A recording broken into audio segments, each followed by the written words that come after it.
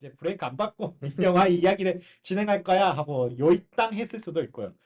그래서 지금 생각해보면은 부고니아라는 제목도 그렇고 원작 지구를 지켜라는 약간 지구를 어떻게 보면 우리 사회라고 볼 수도 있고 그런 강만식이라는 외계인 또는 이제 네, 외계인의 탈을 쓴 기득권이라고 봐야겠죠. 사회 네. 기득권. 그들로부터 이제 우리의 사회 또는 우리의 지구를 지켜야 된다. 약간 그런 사회적인 메시지가 있다고도 보는데 그 부고니아 같은 경우는 그런 쪽보다는 오히려 제목 자체가 약간 비이성적인 미신 또는 믿음이잖아요. 그래서 저는 지금 생각해보면은 부고니아는 외계인 그러니까 엠마 스톤 쪽에 대한 이야기보다는 오히려 테디 그 제시 플레먼스가 맡은 테디에 대해서 좀 더 어떻게 보면 부정적으로 다루는 영화였다고 생각하게 됐거든요. 테디가 어머니를 죽이게 된 것도 약간 그런 비이성적인 일반인이라면 절대 믿을 수 없는 그런 이야기를 믿고 그대로 실행을 해서 그렇게 비극적으로 끝나게 되잖아요. 그래서 그런 부분에서는 약간 좀 비약해서 사회적인 메시지로 보자면 최근에 이런 많이 늘어나고 있는 극단적인 사상을 지닌 사람들에 대한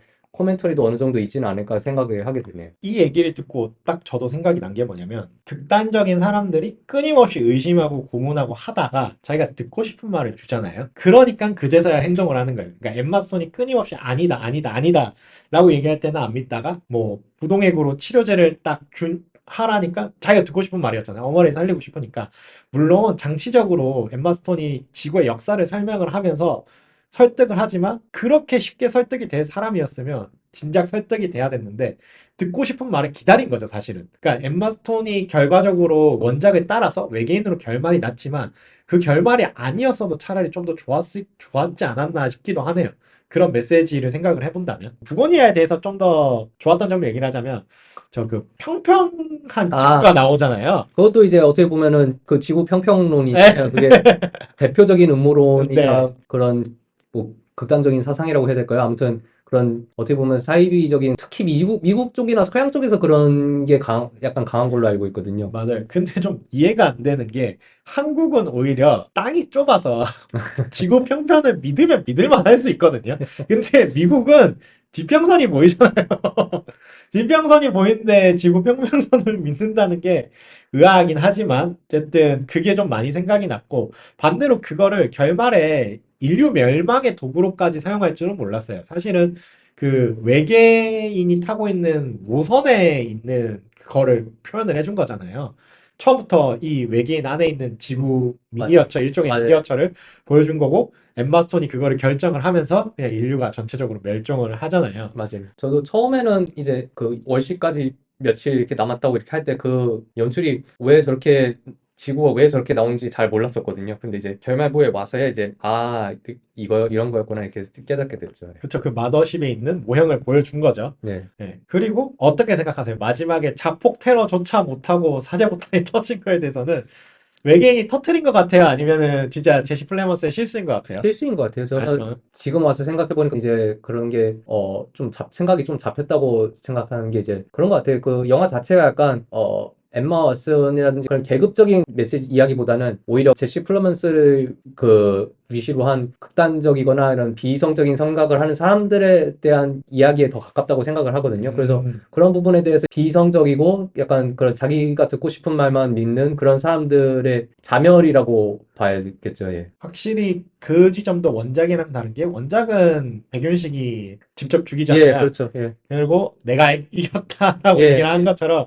그러니까 뭐 아까 말했듯이 지구를 지켜라 계급의식에 관련된 얘기라면 결국 영화에서는 조금 씁쓸하지만 이 하층민이 이 상류층을 이길 수 없다라는 걸 그런 식으로 표현을 하면서 비꼬는 결국 그렇게까지 고문을 했지만 결국 이기는 건 백륜식 역할의 기득권이다라는 표현을 했다면 이제 부고니아에서는 말씀하신 것처럼 그 사이비 믿음에 관한 사람이 혼자서 저지른 그 뭐라고 표현을 할까요? 그 테러 행위라고 봐야죠. 그쵸. 테러 행위를 저지르고 그거에 대한 해결책이라고 자기가 준비했던 것도 사실은 전혀 도움이 되지 않고 스스로 자폭을 해버리잖아요. 예, 사실은 본인이 그 해결책이라고 준비한 그냥 내가 우주선에 가서 테러를 해서 지켜내겠다라고 뭐 그럴 수 있어요. 실제적으로 외계인이었으니까. 근데 그것조차 어설프게 준비해서 그것조차 해결하지 못한 채 예, 예, 끝나버리잖아요. 예.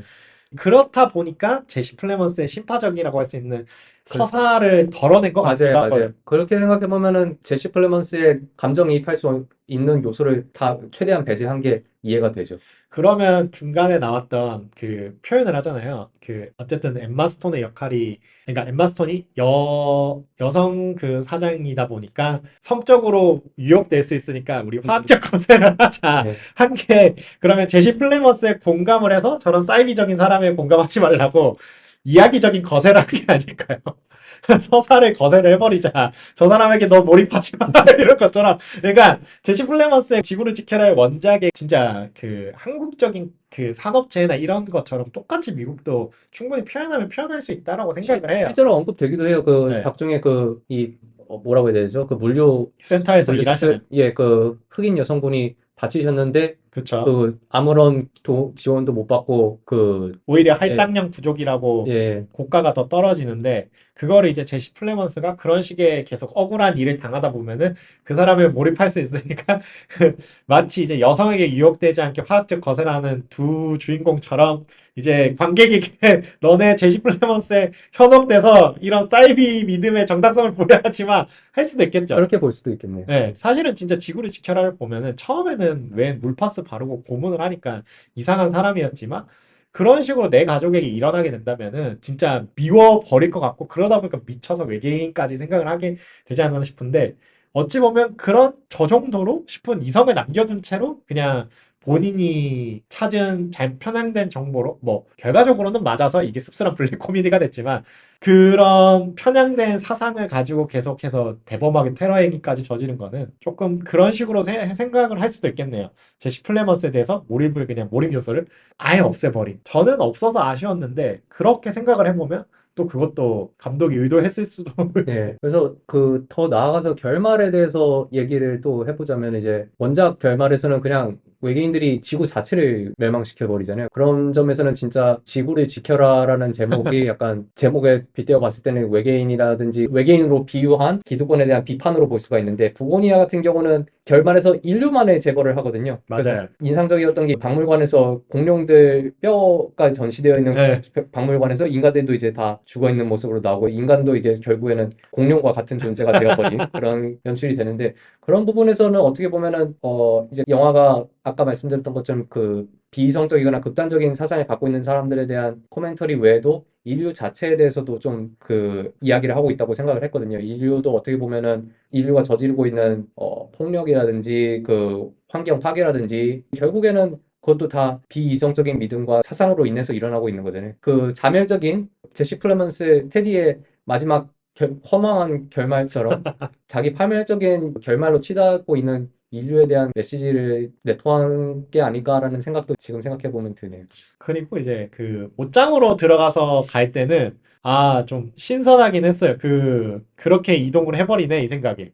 전 차라리 원작처럼 그냥 외계인 이렇게 데려갈 줄 알았는데 음, 그런 식의 아이디어가 좀 돋보였고 근데 이제 외계인들의 의사는 조금 과한 충격이긴 했어요.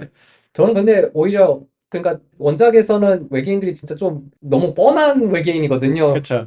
약간 좀 그런 싼 티도 나고 아, 촌스러운 티도 나고 그런 외계인들인데 제작비네 여건, 제작비. 그래서 부고니아에서의 외계인들의 모습이라든지 아니면은 우주선의 모습이라는 이런 부분에 대해서는 원작보다 좀 더 나았다고 생각을 아, 하고요. 그쵸. 예. 때깔이 좋아지긴 했죠. 아, 근데 저는 그 요리고스 감독의 미적 감각을 되게 존중하기 때문에 더 멋있, 음, 더 멋있을 수 있지 않았나 싶었고, 그리고 지구를 지켜라 얘기를 하면은 포스터 얘기를 많이 하잖아요. 근데 확실하게 부고니아의 포스터는 매력적이긴 했어요. 그렇죠. 예. 왜냐면 영화 자체 시간 자체가 좀 많이 떨어져 있고, 그리고 원작 지구를 지켜라 포스터 같은 경우에는 마케팅 실패라는 이야기도 나오고, 많이 나오고 하는데, 근데 생각해보면 또, 그렇게 또 작품 내용과 그렇게 또 동떨어지진 않았다고 생각을 맞아요. 하거든요. 왜냐면은 지구를 지켜라가 초반부터 중반부까지는 그런 느낌이 있거든요. 그러니까 그쵸. 중후반부에는 확실히 진지한 이야기가 더 많긴 한데 초중반부는 확실히 좀 약간 블랙 코미디가 더 강하긴 하거든요. 그래가지고 그냥 제가 봤을 때는 마케팅 실패도 없진 않겠지만 작품 자체가 좀 너무 일찍 나오지 않았나 그런 생각도 들어요. 그쵸. 그게 뭔가 포스터 영향으로 소위 100만 갈 영화가 10만 본 건 아닌 것 같고, 그러니까 입소문 탈 시기를 뭐 놓친 거일 수도 있겠죠. 아, 근데 그런 입소문도 워낙 장기 상영하는 영화들이 많이 늘었는데 그 당시에는 워낙 한 달 걸려서 뭐 살인의 추억 나오고 확 관객들 보고 올드보이 나오고 확 관객들 보던 시절이라 막 그렇게 장기 상영이 안 걸렸을 것 같아서 입소문이 나더라도 좀 힘들지 않았나 싶기는 해요. 영화 자체는 좋지만 호불호 많이 타죠. 예, 아까 말했듯이 요리보스가 오히려 고문 장면을 덜어낼 정도로 지구를 지켜라는 고문 장면은 알고 봐도 아직도 조금 버겁긴 해요. 그 아, 장면들이. 이게 아는 고통이잖아요. 살을 벗겨서 물바스를 맞아요. 바른다던가 그 전기 고문을 한다던가 이런 것들이 확실하게 저는 그 작품을 재밌게 봤음에도 거부감이 들어서 확실히 뭐 원작에서는 이제 다리를 못 쓰게 만드는 것도 도끼로 이제 네, 박아서 하는데 이제 도그네 같은 경우에는 총 개머리판으로 이제 네. 무릎 뼈를 이제 가격하는 그런 쪽으로 나오고 약간 그런 것 같아요. 약간 그 인물이 여성으로 바뀌면서 또 그런 부분이 또 없지는 않았을 것 같아요. 그런 근데 요리보스 감독이 그 가여운 것들이나 앞에 봐도 굳이 그걸 안 가리고 하긴 해서 그렇긴 하네요. 또 생각. 그냥 이제 기용님이 이제 말씀해주신 제시 플레먼스의 요리보스 감독이 제시 플레먼스 역할을 어떻게 다룰지를 몰랐을 때는 그냥 느낀 게 사실은 이 리메이크를 주도한 사람은 아리 에스터거든요. 아리 에스터다 보니까 아리 에스터가 자기 아끼는 이제 감독에게 너 이거 한번 만들어 볼래? 하고 만든 작품이 이거여가지고 그렇게 생각이 돼서 그냥 요리보스 입장에서는 그냥 최대한 욕안 먹게 만들어 보자 이런 생각이 좀 강했어요. 영화를 보고 나서는. 네, 네, 저희가 둘이서 이제 부고니아를 주제로 잡았지만 사실은 원작이 지구를 지켜라 하다 보니까 지구를 지켜라 얘기도 되게 많이 한 것 같은데 그 전에 저는 사실은 지구를 지켜라를 조금 때깔 좋게 만들면 어떨까 싶어서 부고니아를 많이 기대했는데 부고니아를 봤더니 조금 많이 이야기 힘이 줄어든 것 같아서 아쉬웠고 그럼에도 두 엠마 스톤과 제시 플레먼스의 연기만 보더라도 충분히 만족스러운 영화였다. 그리고 기용님과 얘기를 하다 보니까 느낀 건데 제시 플레먼스의 이야기에 힘을 줄인 게 감독의 의도가 섞였을 수도 있겠다 싶었어요. 왜냐면 저는 영화를 보자마자 느낀 거는 본인이 의도하고 주도해서 만든 리메이크가 아니다 보니까 조금 쉽게 만들지 않았나 싶었는데 기용님과 얘기를 나누다 보니까 제시 플레먼스에 대한 서사를 덜어낸 이유가 그 부고니아라는 제목에서 알 수 있듯이 그런 사이비 신자들에 대해서 그냥 사이비 신자로 끝내는 그렇게 이야기를 종결을 했다라고 생각을 하면은 제가 처음에 말했던 신하균에게 몰입했던 그런 한국의 신파적인 요소가 없는 게 납득이 되기도 하고요. 네. 저는 이렇게 영화를 보고 또 얘기를 하다 보니까 새로운 관점이 생겼는데 기용님 같은 경우에는 이제 어떻게 정리를 어, 저도 이제 창래님하고 말씀 나누면서 이제 저도 좀 새롭게 생각을 하게 된 것 같고요. 그래서 원작을 보셨던 분이라면 원작의 그런 내용이라든지 메시지를 기대하시고 부고니아를 보시면 조금 저희가 처음 느꼈던 것처럼 실망감을 느끼실 수도 있을 것 같은데, 그래서 오히려 원작을 좀 최대한 잊고 이제 그 보시는 게 원작과 이제 떼어놓고 보시려고 하는 게 좀 더 나을 것 같고, 약간 두 작품이 말하고자 하는 게 좀 크게 다르다고 지금은 생각하게 돼가지고 이런 스토리 전개라든지 인물들이라든지 이런 거는 원작하고 거의 비슷하긴 한데 메시지에 어떤 차이점이 있는지 그런 부분을 좀 찾아보려고 생각하시면서 보시면 좀 더 실망감 외에도 더 여러 가지 느끼시고 생각하실 수 있지 않게 될까 생각합니다. 확실히 주제의식이 다르게 잡고 연출을 하면은 표현하는 것도 다른 것 같아요. 플롯은 되게 똑같잖아요. 네, 맞아요. 사이비라고 볼 수 있는 사람이 이제 거대 기업의 CEO를 납치를 해서 너 외계인이야 아니야 고문을 하다가 그 와중에 자기가 이 기업과 연관돼 있는 게 밝혀지고 그걸 이용한 CEO가 이 사람을 속여서 다시 원래 세계로 복귀를 한다라는 플롯은 같지만 이제 주제의식이 다르다 보니까 거기서 가져가는 뭐 이야기라든가 뭐 캐릭터라든가 활용하는 소품이라든가 아니면 중간중간 나오는 그 플롯 속에 있는 장치들이 다르게 표현될 수 있다는 걸 느끼게 된 것 같아요. 네. 네, 여기서 이제 워낙 영화 두 편의 영화죠. 가지고 많은 얘기를 나눠봤고요. 다음에 뭐 또 재밌는 영화 있으면 한번 더 출연해. 저는 불러주시면 진짜요? 예. 그렇게 되면 이제 주변에 저희 또 모이츠 인맥이 서로 좀 다르잖아요. 서로 다르니까 서로 다른 인맥들에게 소개를 해서 제 유튜브도 확장성을 가지게 모인츠는 비록 확장성을 못 가져서 아쉽게 이제 저희들의 추억 속에 사라졌지만 이 제 유튜브는 확장성을 많이 가져서 보였으면 좋겠습니다. 네. 지금까지 들어주셔서 감사합니다. 예, 감사합니다.